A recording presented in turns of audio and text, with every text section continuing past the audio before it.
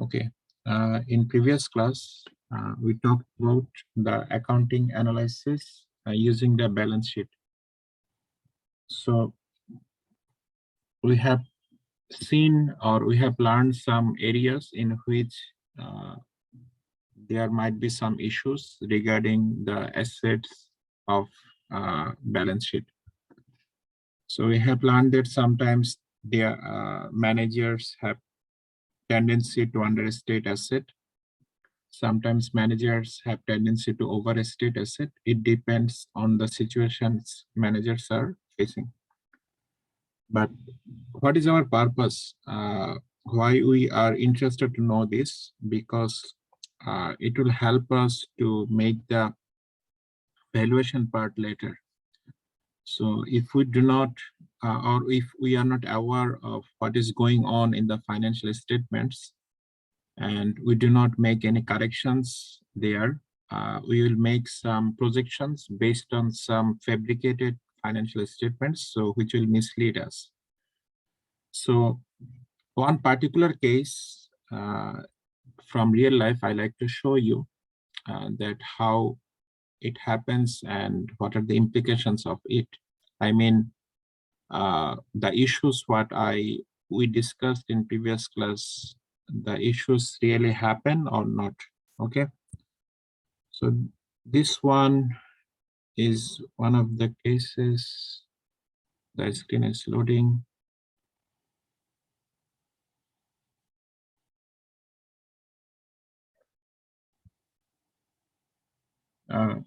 Have you heard about the JMI hospital and JMI group? Write your response in chat, yes, no.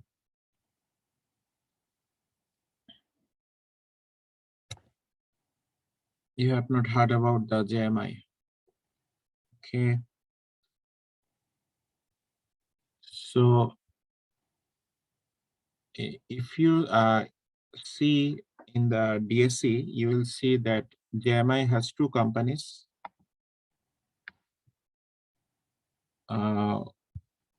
One company is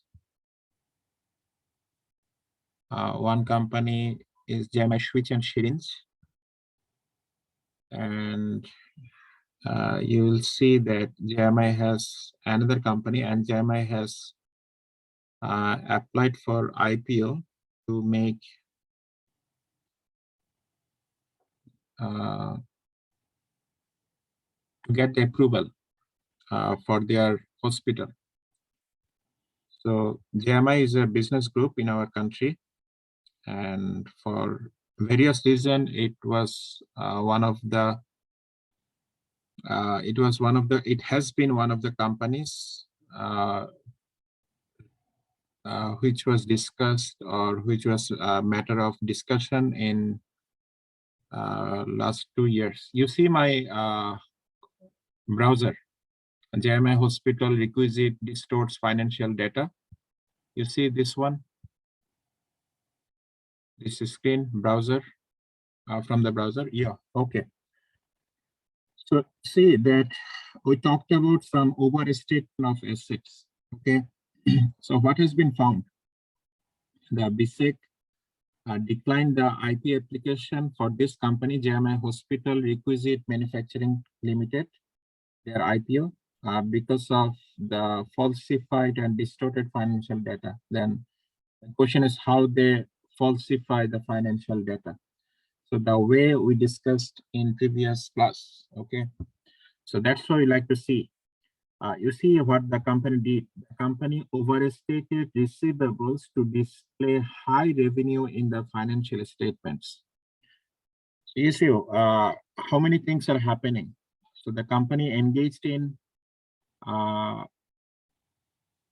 aggressive recognition of revenue. Is it a likely case here?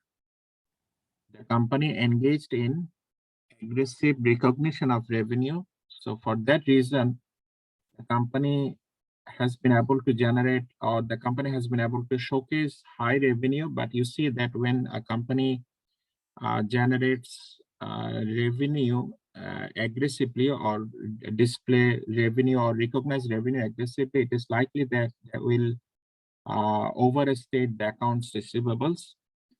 So, okay, so this is one of the ways and that how the company engage in overstating their asset. It is a part of asset. Receivable is a part of asset, specifically the current asset. Okay, and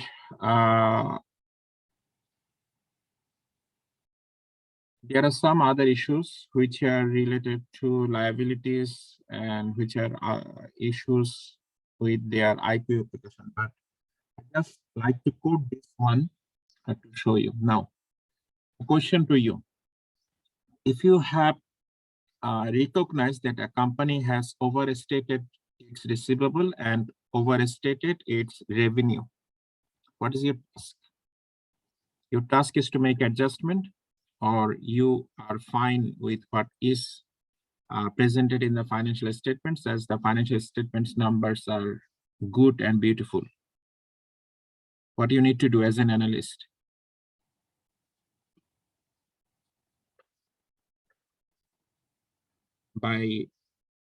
You need to make adjustment. Okay, so you have recognized that you need to make adjustment. So this is the purpose of the accounting analysis. So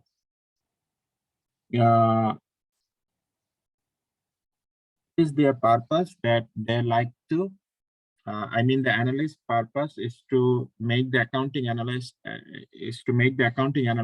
to know that what is wrong in the financial statements presented. Okay. So can you share your idea that if there has been overstatement of revenue, what we need to do for making adjustment? We need to subtract the amount.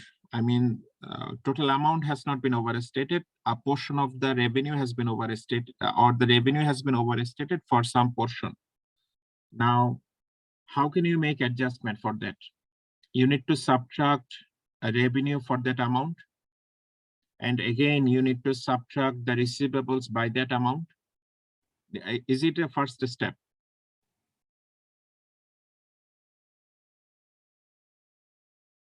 Okay, so you have reduced your receivables and you have reduced your revenue. Don't you think that when you are reducing your revenues and you have not incurred the cost of goods sold for that portion also? When you are reducing the sales for a specific amount, in the flip side, you also incurred cost of goods sold for that sales amount or for that additional sales amount, or for overstated revenue amount, you have incurred some cost of goods sold.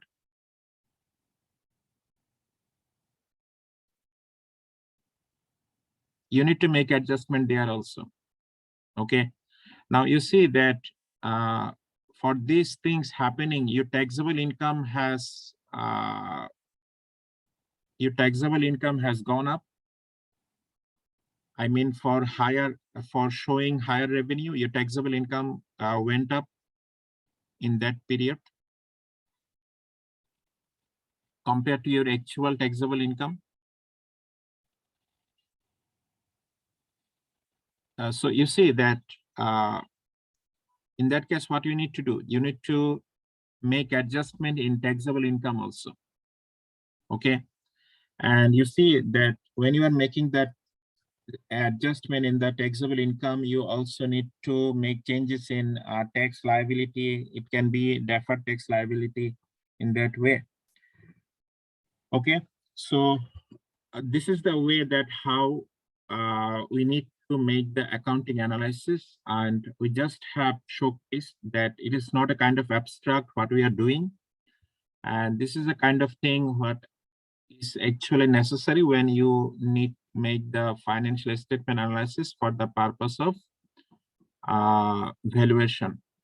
Okay, so let's return. Okay, so we talked about the assets in previous class, let me start from liability now. Okay. So you know that a company or a business incurs liability. Liability indicates some obligations. So obligations come from what? Obligations can come from uh, can come from the different sources, like that I have received the revenue, or I have received the cash, but I have not provided the services. I need to provide the service. Now, what are other ways? I have a commitment with my customer that I will pay some after sales services. This is one of the way that how liability is generated. What are other ways? Say I have taken borrowings. I need to make loan payment. In that way, I have incurred some liabilities. So these are the some ways. And what are the issues with the liabilities? So we are familiar with the liabilities. Okay, there is a question. If we adjust sales and receivable, is not it likely that other things like tax will be automatically adjusted in the Excel? Okay, tax will be, you need to recast the numbers. You need to recast the numbers accordingly. If it is in automatic, if it is in software, it will be adjusted automatically. But if you think of that, in which areas you need to make adjustment, the areas we have mentioned. Okay, but if the things are in automated, the Excel sheet, or in that case, it will be automatically adjusted. But we have mentioned some areas where the numbers will be changed. Okay, or the numbers need to be changed. Okay. Now, we're familiar with the liabilities. Now, the issue is issue related with liabilities can be broadly discussed in two headings. One is the ambiguities arise regarding the liabilities, that whether the obligation has actually been incurred. And the second issue is that whether we have sufficient technology, or we are expert or we have sufficient information in measuring the obligation. Okay. Okay. For example, the issue related to whether an obligation has been incurred. Think of a company like Airtel Bangladesh. So which restructured its business couple of years ago to get merged with Robi. Okay, so in that time the company declared that there will be layoff of number of employees. So you see, they need to offer some compensation to the employees. In that case, you need to recognize by declaring that I will compensate you for the layoff. By declaring this kind of a statement, do you incur any obligation? So if it is reasonable to believe that the obligation has been incurred, in that case, we can recognize we can look at the second step, that is it possible that the obligation is measurable? Okay. So another case is that if you go for purchasing software, you know that software always requires update of software, always requires some after sales services. So If you want to buy a software from Microsoft, in that case, what you need to do, you see that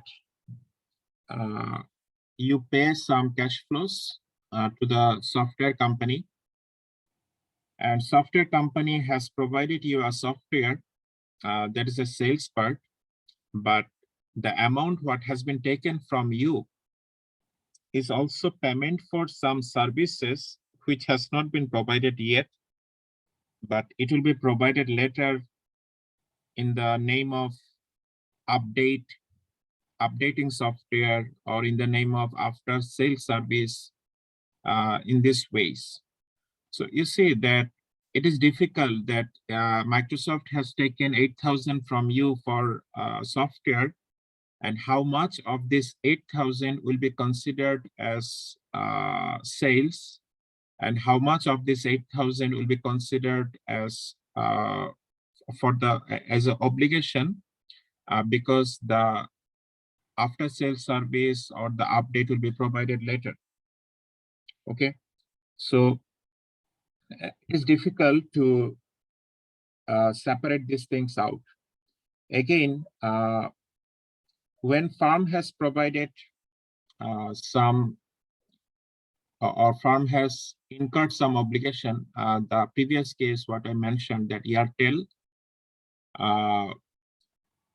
has incurred an obligation that they need to compensate their employees. But you see that whether it is clearly or it is easy that I can determine that what amount I need to compensate. So it needs some estimation. Sometimes we do not have good amount of information for the estimation. In that case, proper measurement of an obligation is a challenge. Okay. So what are the areas or in which things or which cases motivate the managers to understate liabilities? It is very likely that for any individual or for any business that they want to understate their liabilities, and overstating liabilities is not a very common case. Like you see that a company wants to showcase that its financial position is beautiful. So often a company's financial position is beautiful if we see that their net asset is a big number, their asset is a big number, and their liabilities is a small number, and their net asset is a big number. So it is possible by overstating asset and by understating liabilities. So this is one of the reasons that why managers are inclined to understate their liabilities. So one way that how we understate the liabilities is if we overstate the earnings. Say I was saying that you have purchased a product from a software company. Software company has received a cash flow, say 1,000. So this 1,000 has a price for both the software and after sales service or after sales update. So if the company inputs 1,000 as total revenue and do not consider that out of 1,000 there is 100 which is unearned or deferred revenue, it needs to be deferred because I have some obligation. In that case, what do you see? In one case, as instead of 900 taka sales, you are stating 1,000 sales, you are overstating your earnings. Similarly, you are strengthening your financial position because by ignoring this 100 taka unearned or deferred revenue, you are understating your liabilities. And this is one of the motivations that why managers engage in this kind of practice. Okay, And another reason is that sometimes managers find it very difficult to estimate the amount of future financial commitment. Okay. So one classic example is that pension liabilities. So it is a kind of post-employment benefit provided by the companies to its employees, pension benefits. So many of you are familiar with the pension their parents get from their employer. And it is an asset for the individuals working in the company, and it is a liability for the company which will provide this benefit uh, to its employees. You see, a number of factors are there.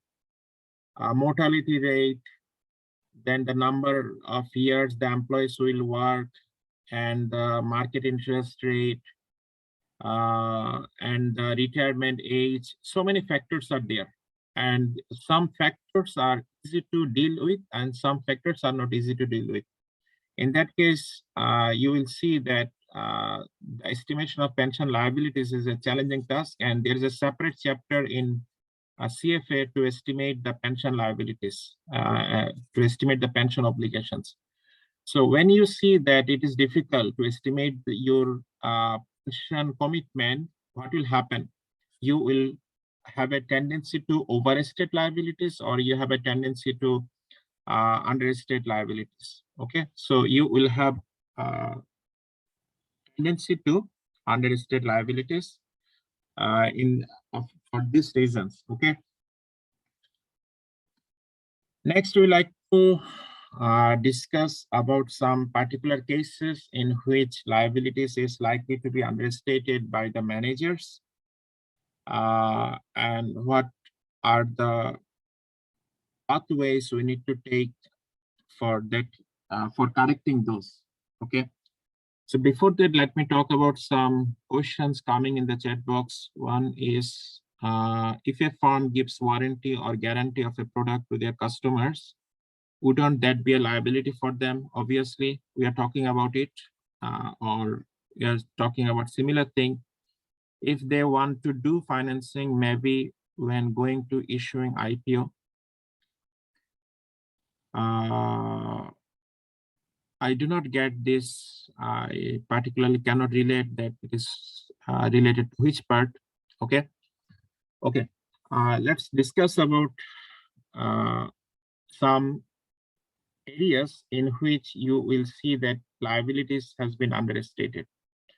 One classic case, aggressive revenue recognition. Okay. So I already have given you the case that when a company sells a bundle of products, which includes a product which includes some after-sales services, it is likely that company takes a lump sum amount from the customer, but company, when it recognizes its income in the income statement, they are likely to include all cash flows in the revenue, ignoring that uh, ignoring that uh, ignoring that part.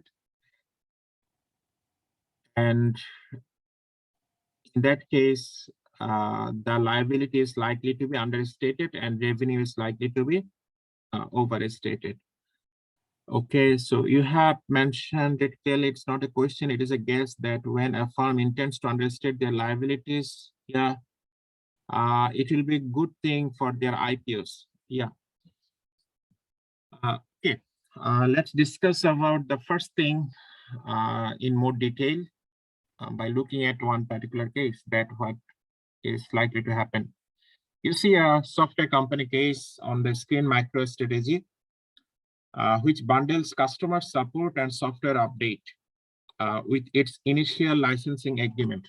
You see how many things are there in their bundle. Okay, one is the license of the product. Okay, this is the product you are selling.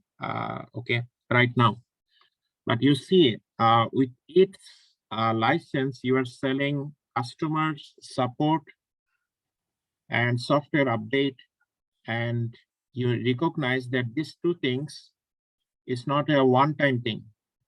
It will continue.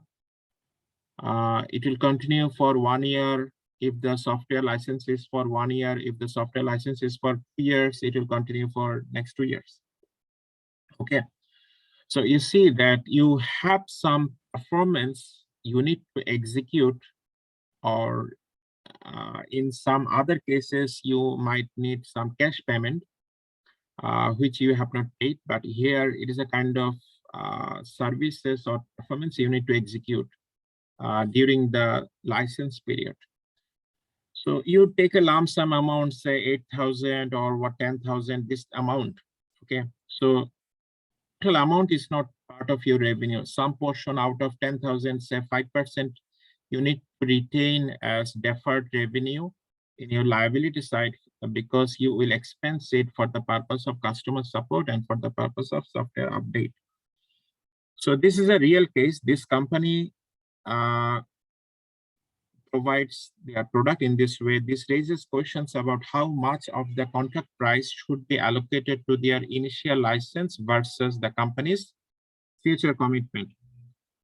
So in March 2000, MicroStrategy considered that it had incorrectly overstated revenues on contract that involved significant future customization and consulting by this amount. So this amount has been overstated, which needs to be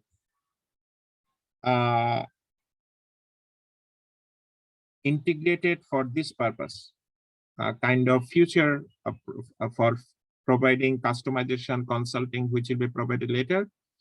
As a result, it would have to restate its financial statements for 1999, as well as for several earlier years. To undo the distortion to 1999 financials, the following adjustment would have to be made. Before looking at the screen, that what is going to be done for the restatement, let me ask you that from the revenue perspective, what the company has done. The company has understated revenue, or the company has overstated the revenue?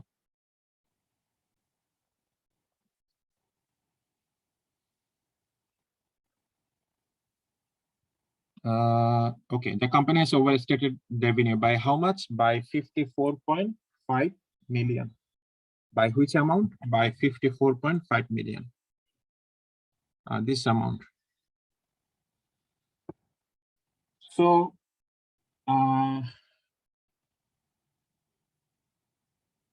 when a company has overstated its revenue, because we have seen that it needs to be deferred. It needs to be deferred because the revenue has not been earned now, because the company needs to provide the future customization and consulting services of this amount. Now, the first task we need to think of that what is going to happen. The revenue, remember what we are mentioning here, revenue needs to be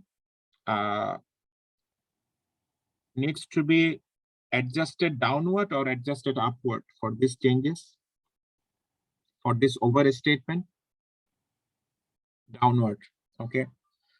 Now, again, for the same reason, what we need to do, we need to look at our deferred revenue. It needs to be upward. It needs to be adjusted upward, or it needs to be adjusted downward. The deferred revenue needs to be adjusted upward. Okay, so let's see. For how much? For the 54.5 million. So you see that what is happening. The revenue is adjusted by 54.5 million. It is in the part of income statement and in the part of balance sheet, because the deferred revenue will go up, which is in the other current liabilities. That's why it has gone up 54.5 million. Okay, it is for the purpose of deferred revenue. Okay, now second thing we need to do. You see that as I have not incurred sales for this amount, or I have not generated sales for this amount, I also have overstated my cost of sales. I also have overstated my cost of sales. In that case, what I need to do, I need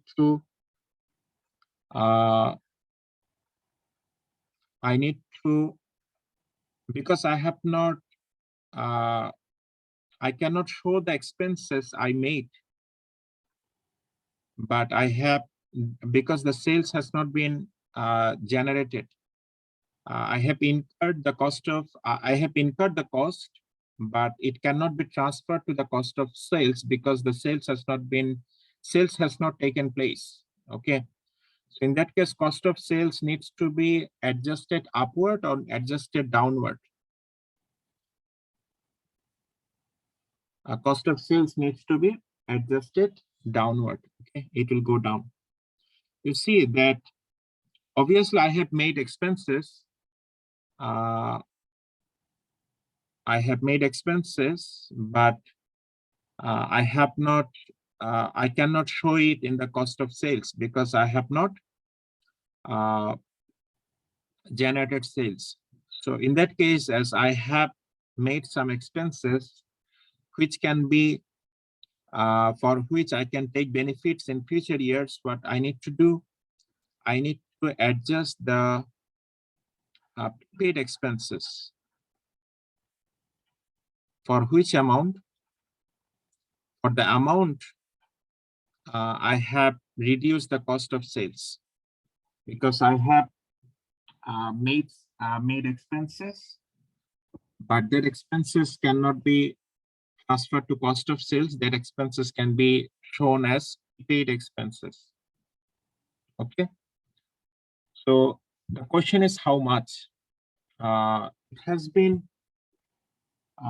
mentioned that their cost of sales is about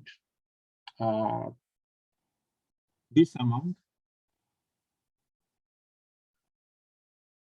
I mean, their cost of sales is about 3% of their revenue.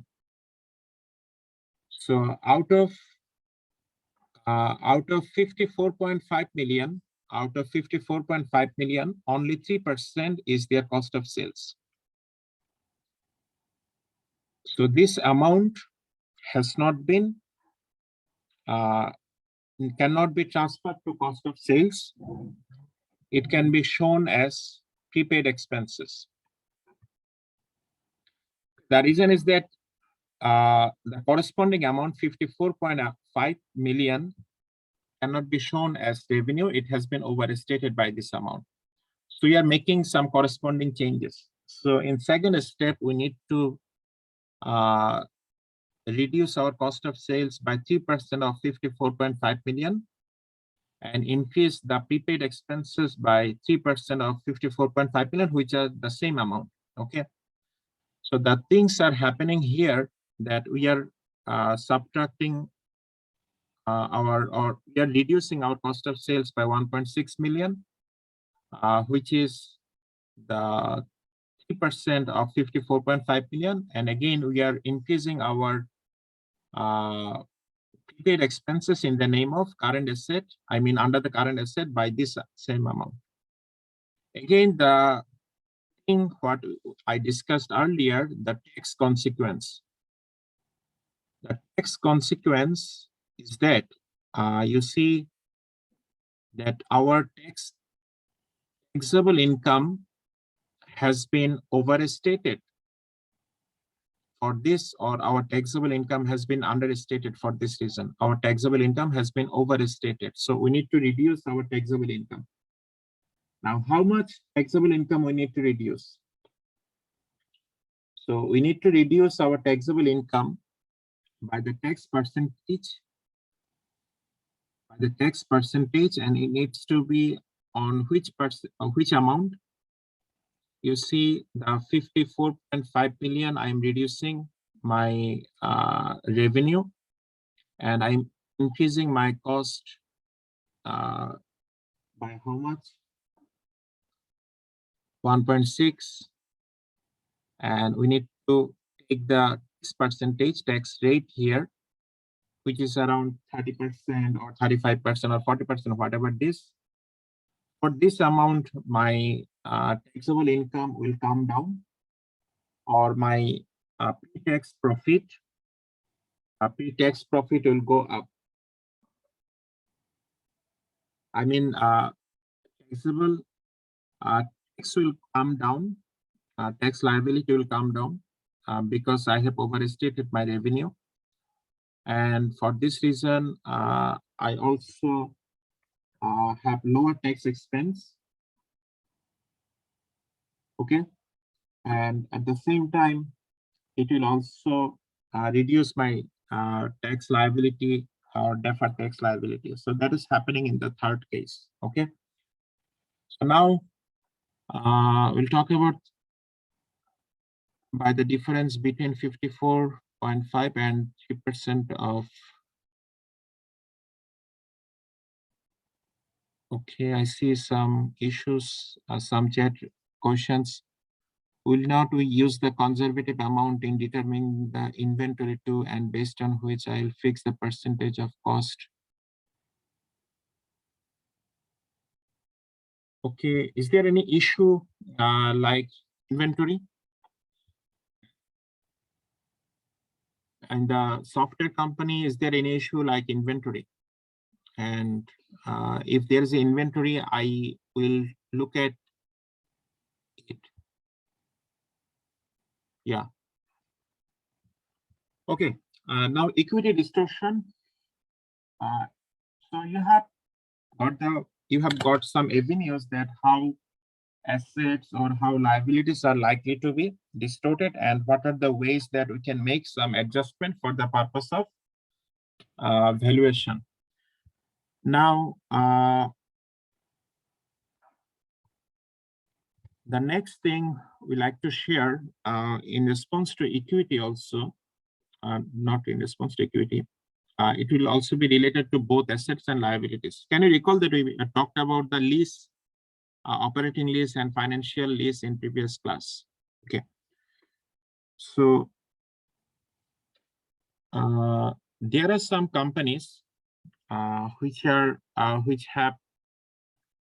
got award from the ICAB or get award from ICAB every year for the best financial reports. So I would like to recommend you to look at the financial statements of British American Tobacco Bangladesh or the Golden Harvest Agro Industries, these financial statements, and you will see that how plentiful information have been provided in their financial statements, including the accounting issues, and it will help you to make the accounting analysis and the way how can you conduct. Okay. So if there is an issue that lease, operating lease and the financial lease, there are some accounting rules and there are some managerial discretion which you need to use. So if it turns out that the company showing a lease as an operating lease, that's why it is showing as lease rental payment only, nothing else. Okay. And the company is showing the operating lease asset in the balance sheet. I mean, not in the balance sheet, off balance sheet. But after making financial statement analysis, you have sufficient reason to believe that the company is incurring the risk of the ownership of this leased asset.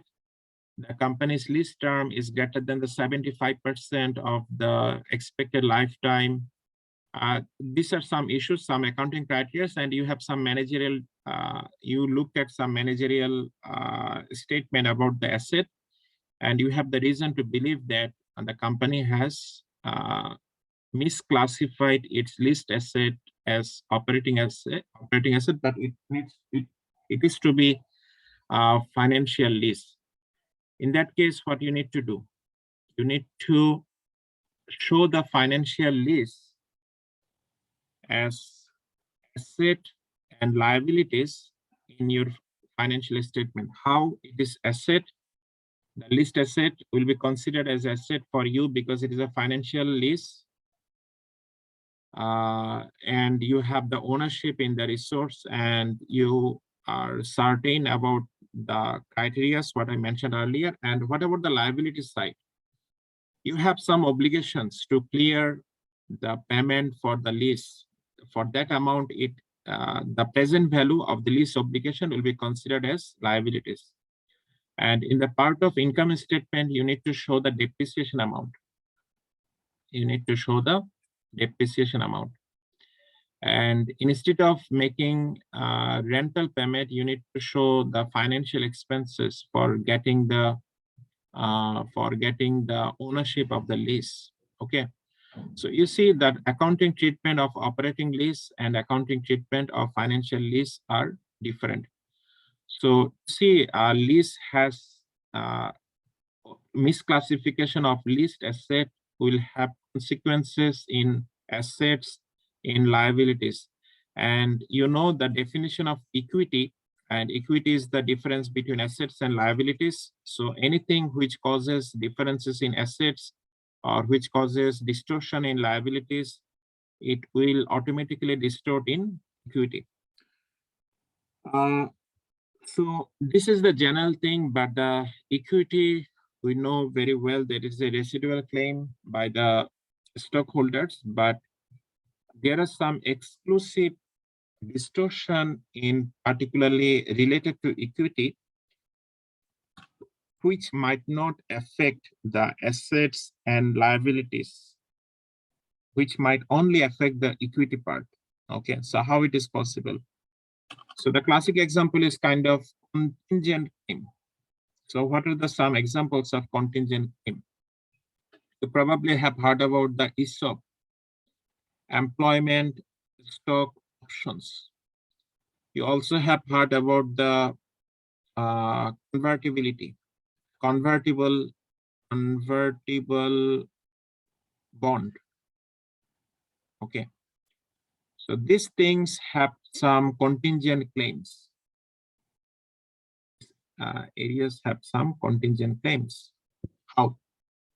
You see, employment stock option has no cash consequences. Rather, the employees will be provided a fixed number of stocks at a certain price, kind of discounted price at some certain time period, if they perform in this way. Does it have any cash flow consequences for providing the employment, for providing the stock option? What do you think? Does it have any cash consequence in any way when companies provide stock options to their employees? Is there any way that the cash flow will be affected?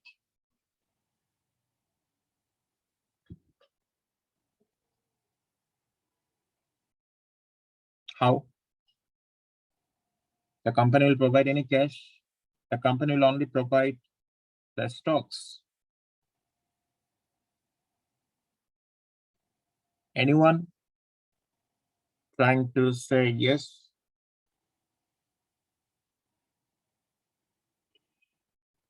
No. Okay, but you see, when a new stocks will be provided, new stocks will be issued. It is not like that existing stocks will be provided. The new stocks will be provided. So when new stocks will be provided by issuance, will it cause dilution of shareholders' equity? You're familiar with the shareholders, I mean the dilution concept. it will cause the dilution of shareholders' equity. So when something causes the dilution of shareholders' equity, is it like that it will involve some economic cost? It will involve some economic cost.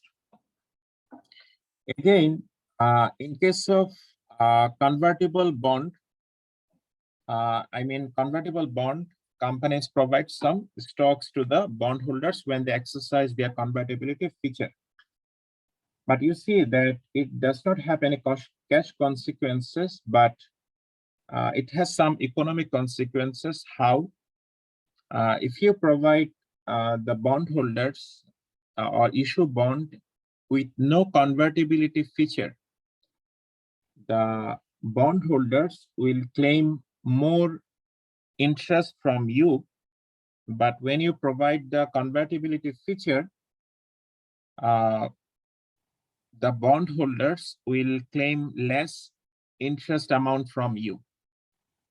So you see, there is a difference between what the bondholders will expect from you when there is a convertibility feature and when there is not a convertible feature. When there is a convertibility feature in the bond and when there is no convertibility feature in the bond, there will be difference, and that difference is a kind of economic cost. Okay. So accounting standard is requiring that we need to make, we need to show this kind of contingent claim because it has some economic consequences. So how it is possible to make a recording of contingent claim like employment stock option or like the stock options which stocks which will be given in case of convertible bond. So there are some ways. So one way is that let me talk about this one, employment stock option. The cost, how can you show the cost of employment stock option, or how can you measure the economic cost? So when you will take the financial derivatives, you will see that there is a model which is known as Black-Scholes-Maton model or DSM model. So it helps to estimate the stock option, estimate the current value of the stock option. Or so the amount which will be estimated for the stock option needs to be considered or needs to be recognized in income statement as it involves cost of option. But you see that when we use the Black-Scholes-Maton model, it requires some input. It requires some input. So what kind of input? The inputs which are kind of the period when it will be exercised, or the opportunity cost, this thing. But when we estimate the Black-Scholes-Maton model, managers might have tendency that to misstate or to underestimate the input. So in that case, the actual cost will not be reflected, but the accounting requires us to show the fair value of this kind of cost. Fair value of this kind of contingent claim. So if we cannot show, or we are not certain that what kind of what needs to be estimated for this contingent claim, in that case, and if managers have a tendency to distort the value of the contingent claim, in that case, the equity amount will be distorted. Okay.